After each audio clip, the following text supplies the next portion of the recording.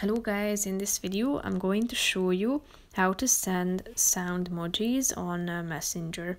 But first I just want to mention, don't forget to subscribe to my channel because at 100,000 subscribers I am going to show you my whole YouTube revenue statistics and growth strategy, how to make money online. Now let's jump into it.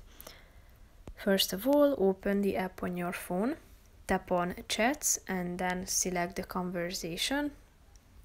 Then you should tap on this emoji button down below at the bottom of the screen and click on this speaker icon in the middle of the screen on the right side. That's the last one.